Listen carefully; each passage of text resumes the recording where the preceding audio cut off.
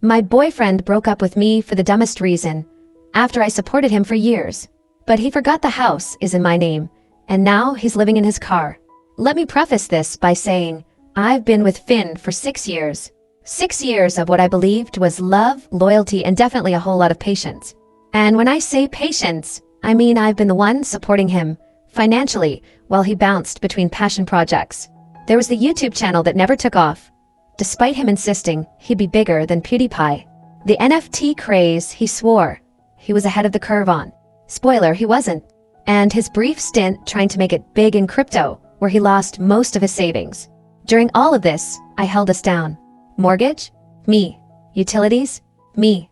Groceries? Also me. Car payments? You guessed it, me.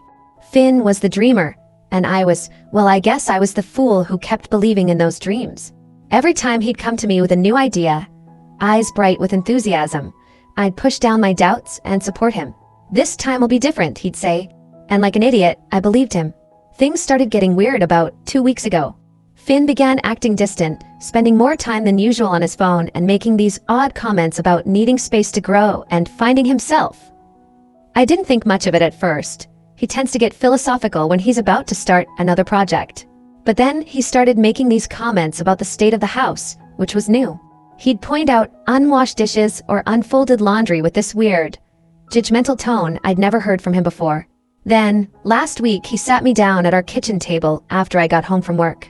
He had this serious look on his face that I'd only seen a few times before, usually when he was about to announce another failed venture. But what came out of his mouth made me question if I was living in some parallel universe. I think we should break up, he said. You don't do enough around the house. I actually laughed. I thought he was joking. But when he didn't crack a smile, I felt something inside me just shift. This man, who I've basically been mothering for 6 years, was accusing me of not contributing enough? When I asked him to clarify, because surely he wasn't serious, he doubled down. You never clean up after yourself. And I feel like I do all the emotional labor around here. I'm always the one who has to point out when things need to be done. Let me paint you a picture. I work insane hours to keep us afloat while he's at home brainstorming his next big move. Yes, sometimes I'm too tired to do the dishes right away or fold laundry immediately. Sometimes I leave my coffee mug on the counter or forget to put my shoes away. But you know what I do? I pay every single bill that keeps a roof over our heads and food in our fridge. Meanwhile, Finn's biggest contribution to our household has been reorganizing the bookshelf by genre 3 times and throwing out my perfectly good Tupperware because it didn't spark joy anymore. This is the same man who has a meltdown if the Wi-Fi goes out for more than 5 minutes. Guess who calls the provider every single time? Me. Every birthday, holiday, or weekend activity planned by me. He won't even order takeout without asking for my input 3 times and then still managing to get my order wrong. But here's where it gets truly bizarre. After his little breakup announcement, Finn started acting like the house was already his. He made this smug comment about how this will be a good reset for both of us and suggested I could move back in with my mom or something. He even started talking about how he was going to turn the guest room into his office once I was gone and how he might get a dog, since there won't be anyone to complain about the hair anymore. That's when it hit me. He genuinely seemed to have forgotten, or maybe never realized, whose name is actually on the deed to this house. Hint, it's not his. Not even close. This house was my inheritance from my grandparents, and I'm the sole owner. Every mortgage payment, every repair, every utility bill, it's all in my name. I excused myself, went upstairs, and locked myself in our bedroom. I'm not going to argue with him or try to change his mind. No, I'm going to let him sit in his little delusion for as long as he wants. Let him think he's winning this breakup. Let him think I'm packing my bags and heading out the door. Because here's the thing. Finn has no idea what's coming. He has no clue that he's about to lose everything. And honestly, I can't wait to watch him realize just how badly he screwed up. So, I mentioned in my last post that my boyfriend, well, ex-boyfriend now, Finn broke up with me out of nowhere, claiming I didn't do enough around the house. This, of course, was hilarious because I've been the one paying for literally everything. Mortgage, utilities, groceries, while he's been working on himself for the past 3 years. Oh, and let's not forget, I also cooked, cleaned, and did every chore that wasn't somehow attached to his beloved gaming setup. But here's the kicker. After the breakup, Finn acted like he owned the place. Literally. I think it took him all of 5 seconds to decide this house was his now. He didn't say it outright, but the way he carried himself made it obvious. He started lounging around like the king of a castle he hadn't even built, leaving messes everywhere and playing his games until 4 a.m. like nothing had changed. He even started telling me what I needed to pack up so I could leave in an orderly way. Meanwhile, I was just sitting there in shock, waiting to see how far this delusion would go. Spoiler, it went very far. About a week after the breakup, Finn told me he was having a friend over. This was during one of his moments where he barely looked at me, muttering something about how I needed to respect his space.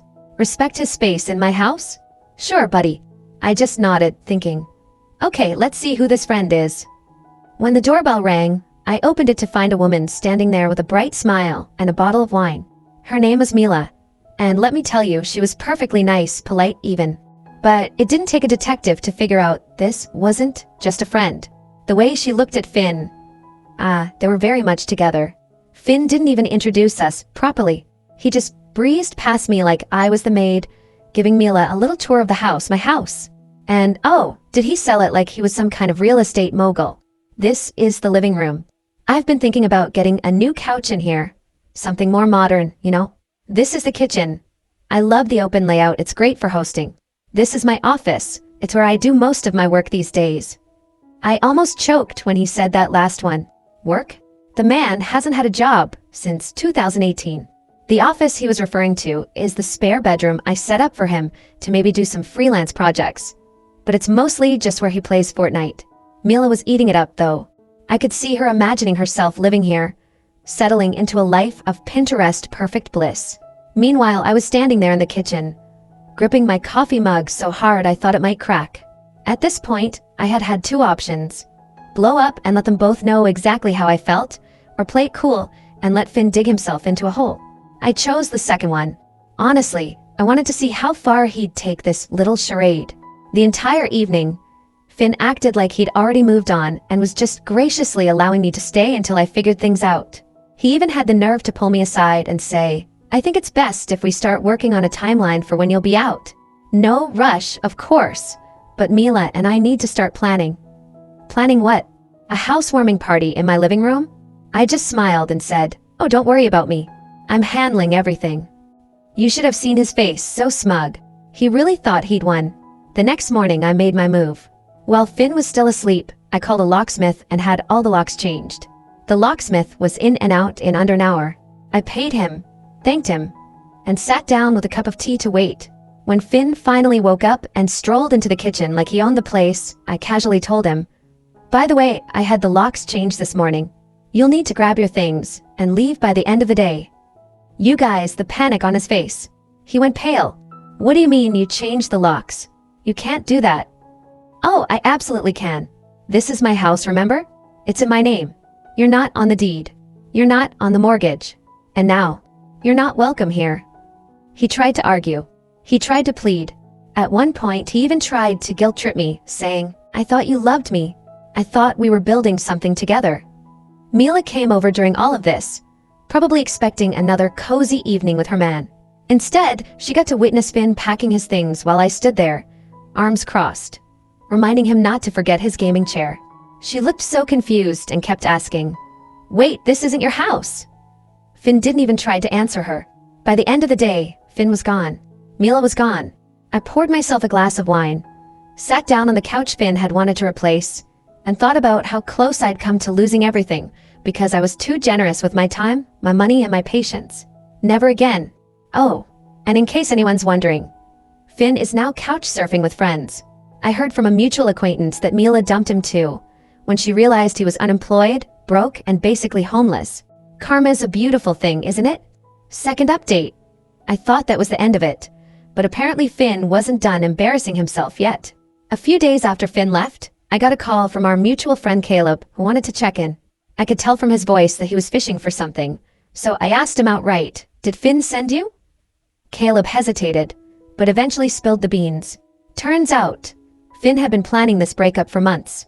He'd been telling everyone, friends, acquaintances, even his family, that he was about to take over the house and start a new chapter. He painted himself as the long-suffering boyfriend who had put up with my nagging for years.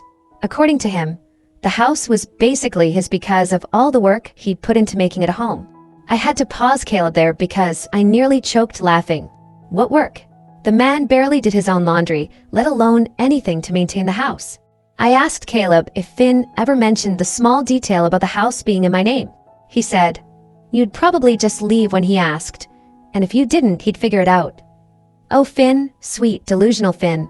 Apparently, Finn was so confident that I'd roll over and give him the house that he threw himself a little victory lap before the breakup. He told people he was finally free to focus on his life and even made plans to host a housewarming party again in my house. The audacity. Caleb also told me something that really pissed me off. Finn had been downplaying everything I did for him. He told people I was barely paying the bills and that he was the one holding it all together. This was the guy who didn't even know how much the mortgage was every month. The lies were just so bold and bizarre that I couldn't help but laugh. I thanked Caleb for the info and started thinking about how I could wrap this up in a way that Finn would never forget. At first, I thought about just letting it go. Finn was gone, the house was mine, and I could finally move on. But then I remembered all the crap he put me through. Years of emotional manipulation, financial freeloading, and now this ridiculous smear campaign. No, I wasn't going to let it slide. I decided to hit Finn where it hurt most, his ego. First, I sent a polite but firm group message to our mutual friends clarifying a few things. The house was in my name, 100%. Finn never paid a dime toward the mortgage or bills. Any claims that he built our life together were outright lies. I kept it factual and unemotional, but I made sure to include screenshots of our old lease agreement and utility bills with my name on them. I even included a photo of the deed with only my name. I wasn't about to let him twist the narrative. Second, I reached out to a local charity that helps people furnish their homes. I donated all of Finn's leftover junk, his old desk, a couch he never sat on, and even the gaming chair he left behind in his rush to leave. They were thrilled to take it, and I was thrilled to see it go. Lastly, I decided to let Finn's parents know what had really been going on. They'd always been kind to me, and I felt like they deserved to know the truth. I didn't go into every detail, but I told them enough to make it clear that Finn's victim narrative was a complete fabrication. The group message blew up almost immediately. Most people were shocked, but supportive, saying they had no idea Finn was spinning such a ridiculous story. A few of his closer friends tried to defend him, saying he was going through a lot, but I shut that down quickly.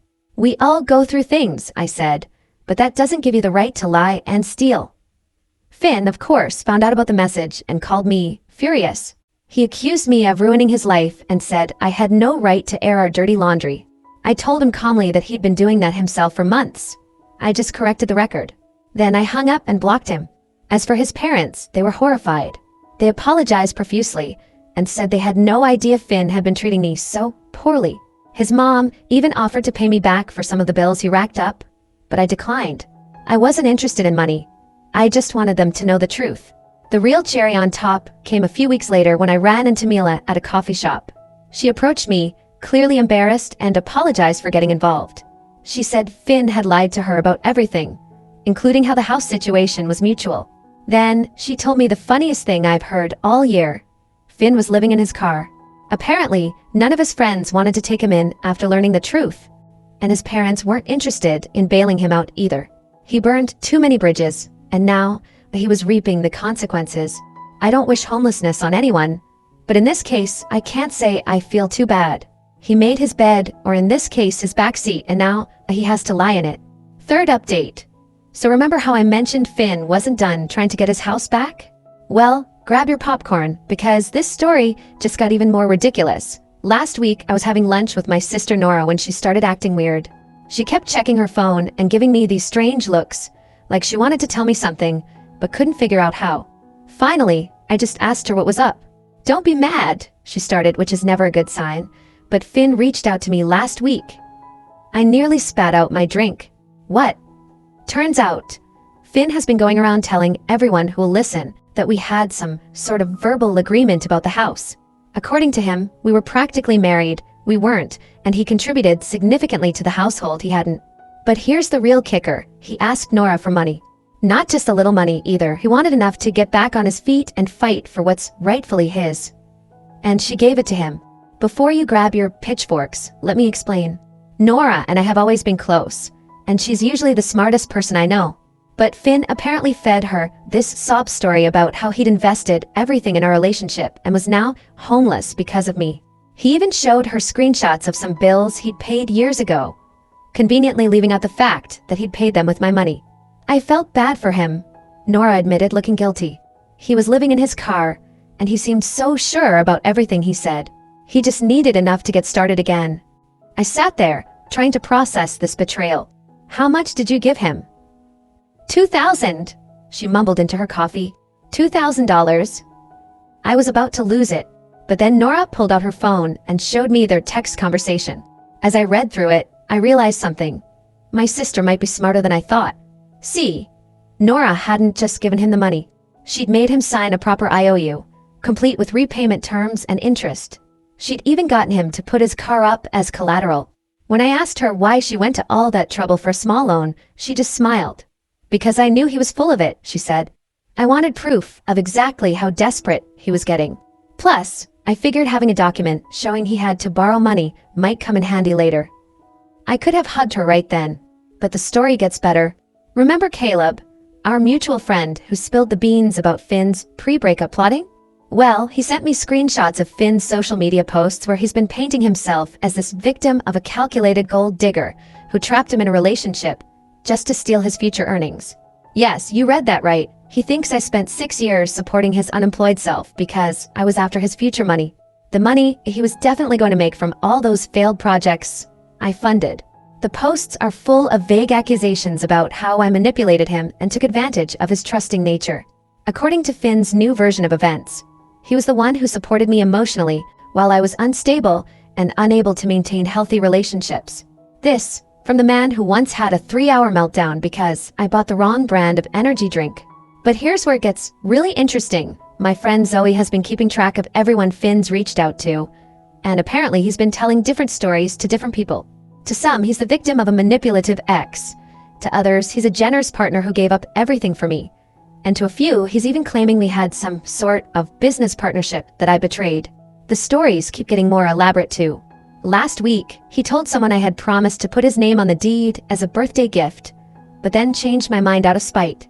Pretty creative for someone who once forgot my birthday entirely because he was too busy trying to become a Twitch streamer.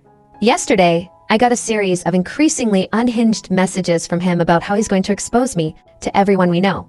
He's threatening to tell people about all my secrets, though I'm really curious what secrets he thinks he has. Considering I'm the one who knows about his failed cryptocurrency investments, and that time he tried to become a professional dog photographer with my camera. I haven't responded to any of his messages, but I did save them all. Something tells me this isn't over yet.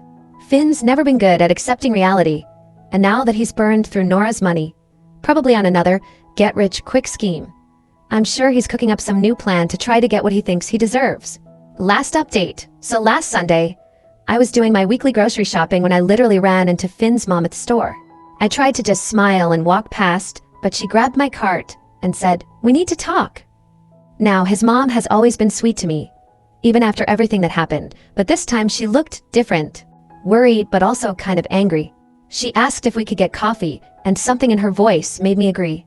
Once we sat down, she took a deep breath and said, "I need to tell you what Finn's been up to, because this has gone too far." Turns out Finn showed up at his parents' house last week with this elaborate story about how he was getting the house back. According to him, he had evidence that I had somehow tricked him into putting all the bills in my name. He even claimed he had proof that he'd given me cash for the down payment. His mom stopped him right there and reminded him that she and his dad had been there when I bought the house, before Finn even moved in. But Finn just talked over her, going on about how he was building a case and needed to borrow some money to set things right. When his parents refused to give him money, he completely lost it. Started throwing around accusations about how they never supported his dreams and were choosing my side over their own son. His mom looked so tired as she told me this. "He's not the boy I raised," she said. "I don't know what happened to him." But here's where it gets really interesting. She started telling me about all these things Finn had done that I never knew about. Like how he'd been telling his younger sister that he bought me out of the house months ago, and that's why he needed to borrow money from her to renovate his property. His sister, being 19 and trusting her big brother, gave him her savings. Or how he'd been going around to all their relatives, telling different versions of the story to whoever would listen. To some, he claimed we were secretly married. To others, he said I had promised him the house in exchange for sweat equity, his words, not mine. He even told his grandmother that I was holding his gaming equipment hostage, the same equipment I donated to charity months ago. His mom pulled out her phone and showed me screenshots of a GoFundMe page he'd made. The title, "Help Local Man Reclaim His Home from Manipulative Ex." I almost choked on my coffee. The page was full of completely made-up stories about how he'd invested his life savings into the house. What savings? And how I had manipulated the paperwork to cut him out. He even posted pictures of my house, claiming he'd done all these renovations himself. The only renovation Finn ever did was rearranging the furniture when he was procrastinating on job applications. But the craziest part? People were actually donating. Not a lot, but enough that Finn thought his plan was working. He'd raised about $800 before his mom reported the page and got it taken down. I had to do something, she said. He needs to face reality. She told me Finn had been sleeping in his car in their driveway for the past week, refusing to come inside unless they supported his cause. Every morning, he'd leave, claiming he had meetings about getting the house back. Every evening, he'd return with some new story about his progress. His mom had finally had enough when she overheard him on the phone trying to convince Mila, remember her? To be a character witness about how the house was really his. Mila, to her credit, had apparently laughed and hung up on him. "I'm not telling you this to get sympathy for him," his mom said. "I'm telling you because I want you to be prepared. He's not going to stop until he has no choice." She then did something that surprised me. She handed me a small photo album. Inside were pictures of Finn from the past few years. Pictures of him at family events, holidays, casual moments. In every single one, he was on his phone or laptop, supposedly working on his next big thing, while everyone else was actually living their lives. "I should have seen it sooner," she said. "How he used people, how he always had an angle. I enabled him for too long, and I'm sorry you got caught up in it." I tried to give the album back, but she shook her head. "Keep it. Maybe someday he'll want to see the person he used to be. But for now, I need to do what I should have done years ago." She told me she and Finn's dad had made a decision. They're changing their locks and cutting off his access to their Wi-Fi. No more sleeping in their driveway. No more enabling his delusions. They've arranged for him to stay with his uncle in another state, who's offered him a real job. No computers, no schemes, just honest work. He either takes the offer and gets his life together, or he figures it out on his own. But we're done watching him try to tear down other people's lives because he refuses to build his own. As we were leaving, she hugged me and whispered, "Thank you for showing him there are consequences. I just wish he'd learn from them." I watched her walk away and felt this weird mix of emotions. Relief that his own family finally sees him for who he is. Sadness for the person he could have been.